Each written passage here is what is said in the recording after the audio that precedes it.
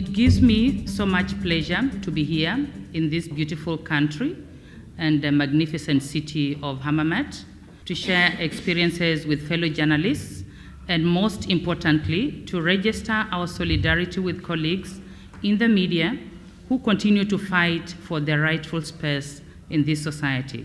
This is a very important meeting indeed.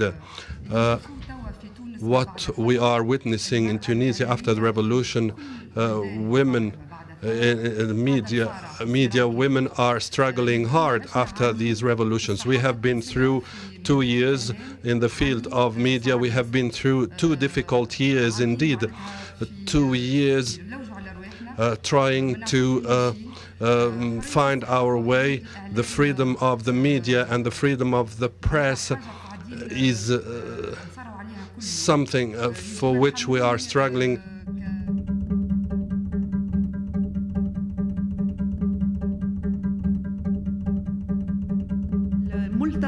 This meeting comes within the framework of a media panorama that is characterized by a lot of tension. There is a big struggle between the media journalists represented by the journalists and the media union and the government over various issues, the first of which is the freedom of expression and the legal framework that governs the media panorama. There are many magazines and newspapers that have been set up, many TV channels, many radio channels and broadcast companies. In previous weeks we were in the thick of the battle and in the first time in the history of Tunisian media, the journalists staged a general strike that succeeded a great deal.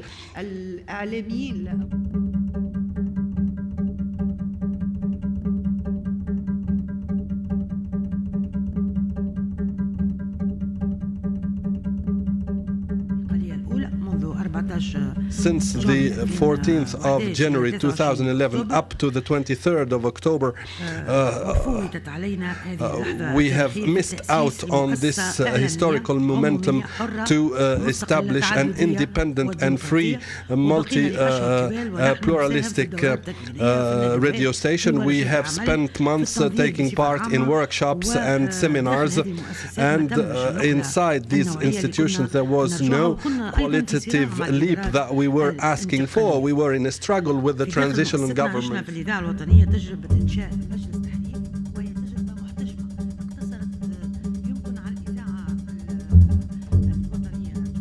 After half an hour after I made the program, I was attacked and I was excluded and fired. I've been working for 20 years in the radio station, and by a mere phone call, I wonder where it came from. Certainly from a very powerful party that is in rule now. I was fired, and now I'm now in the freezer, so to speak. I get my salary, but I'm out of work.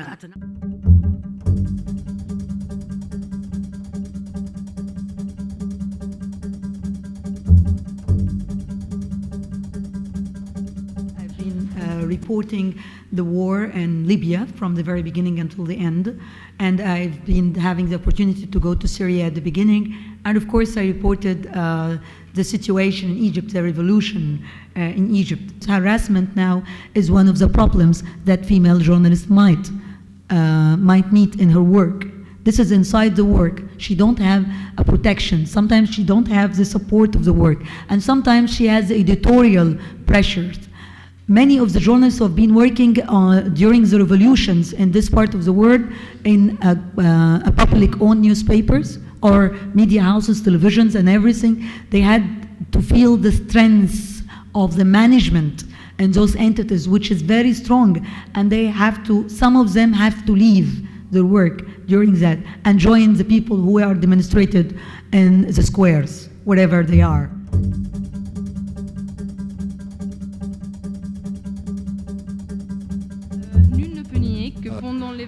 During the recent 20 years, the socio-economic, cultural and economic situation of Maghreb women have been through important and profound changes, but the media failed to accompany this evolution in a sufficient way, and they continue, most of these media discourses continue with very reduced and stereotyped representations.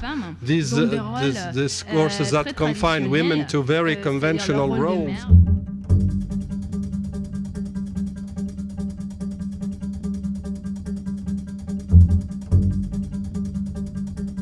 The last 2 years especially, social media tools have really changed the way our newsrooms are working. And I think it's very exciting, particularly in terms of making media more democratic and more transparent.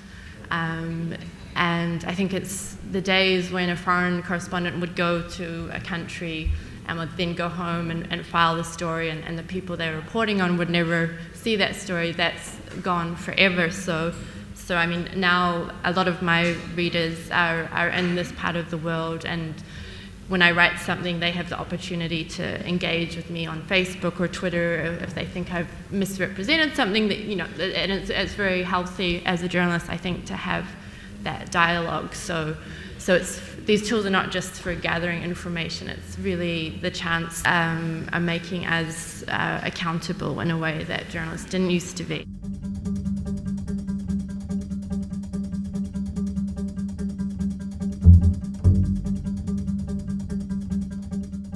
I need to say that the number of blogging females in Tunisia is much higher than the one of males, and maybe this is a form of protection, relative protection and anonymity for these females. I said this is partial because the previous regime has recognized and unveiled the bloggers, and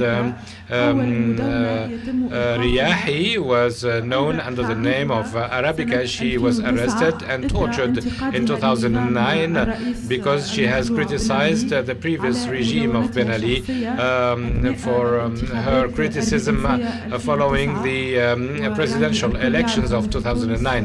And we all know in Tunisia, like in all dictatorships throughout the world, the elections, of course, are totally modified and manipulated, and therefore we reach figures like 99% of re-elections in favor of Ben Ali and things like that.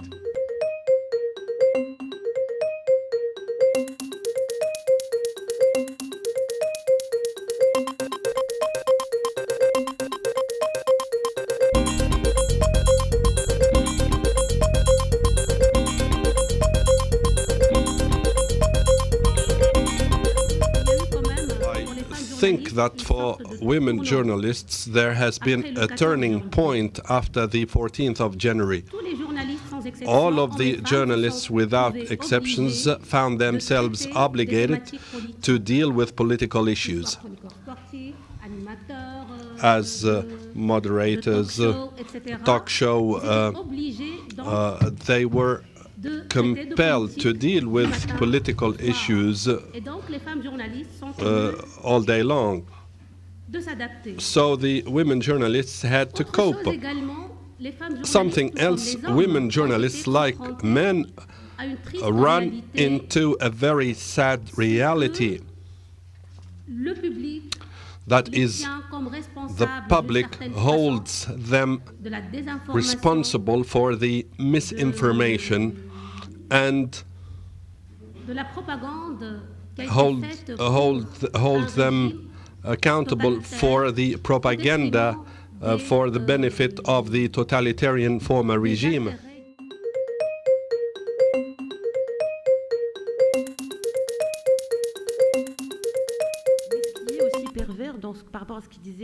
What is perverse with regards to women is that the women had rights in quality of citizens. The discourse would say, you are the best women in the Arab world, and you have so many privileges and many legislation in favor of women, etc. After that, of course, you wouldn't say, no, I'm not the equal of man, and I just had to pretend that I agreed, and even if you had problems, you wouldn't mention that. Because the figures that Hamida said, or told my colleague Hamida, is that the editors now are in majority women. This is important, but this doesn't give any results, which is not normal, actually. I had the chief editor, who was a woman at the radio, her boss, we had 4 or 5 radios, and I was in the radio, the French-speaking radio, and therefore my manager was a woman, and it was this manager, the woman, who was in a certain way against me. One day I had a guest who is a famous singer. He was making games about the government, about censorship. We were discussing and chatting about this. And my program was called Dark Coffee. In Ramadan, it would seem maybe strange, but for them, they wanted to stop talking about coffee during Ramadan when people were fasting. But I said, sorry, we cannot really just change for that purpose. We need to keep it. And it was just a joke. And my manager comes into the studio. I was on air. It was a live experience, and I cannot describe the feeling I had, because this girl takes me back to the period before the revolution. My boss came into the studio to remove the microphone. It was a direct censorship.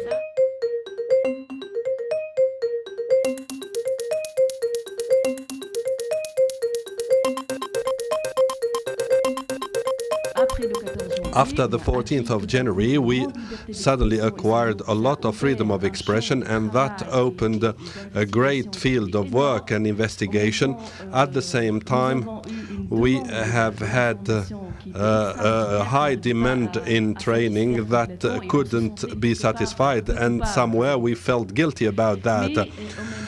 In the same time, there are 2 challenges. There is this demand on part of the citizen who was thirsty for information about the dictatorship, about corruption, what happened in the past, and what is happening at the political level. And we had to restructure, overhaul our sector and reshape this sector, and to reconsider also our working method and work in a professional fashion, something we haven't managed to do during dictatorship. In May 2011, a network came over from an organization, Arab Reporters for Investigative Journalism. So this woman came over and she started to train journalists.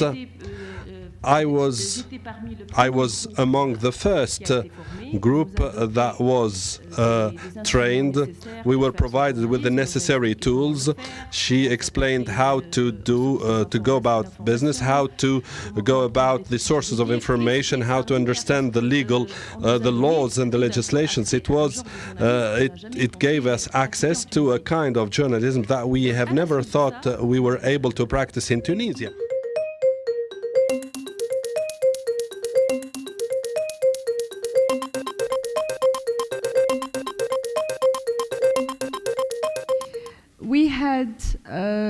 We tried to support, and we supported the National Union of Tunisian Journalists and its board elected in 2008 since the start.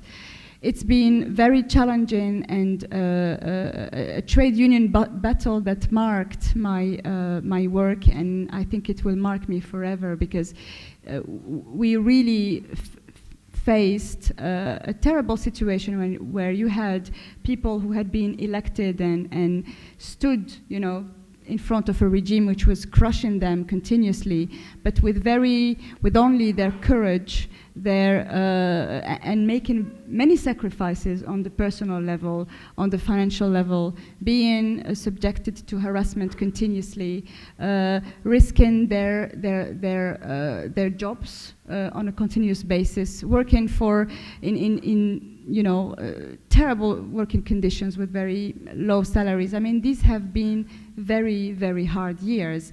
And I think, despite the difficulty of the situation today, there is a lot to celebrate.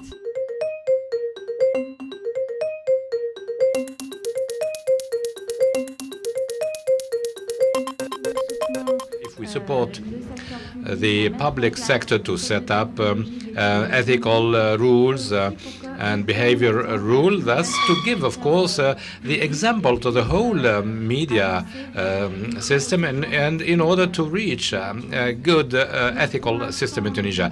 For the time being, we have started this work with radio and television, and both cases are following the same objectives, but the situation is quite different.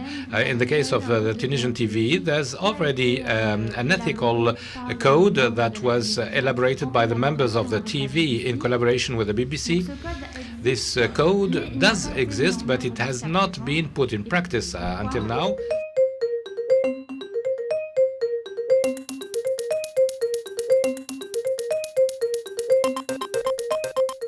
But since the revolution, we have started talking about this code of ethics. Many seminars and meetings were held, because we noticed that the freedom that ensued the revolution created so many problems.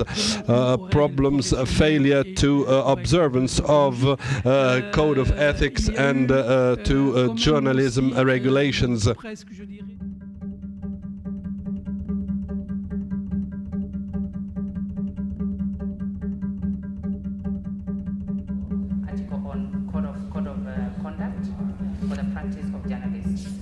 And in that, it addresses the issue of hate speech.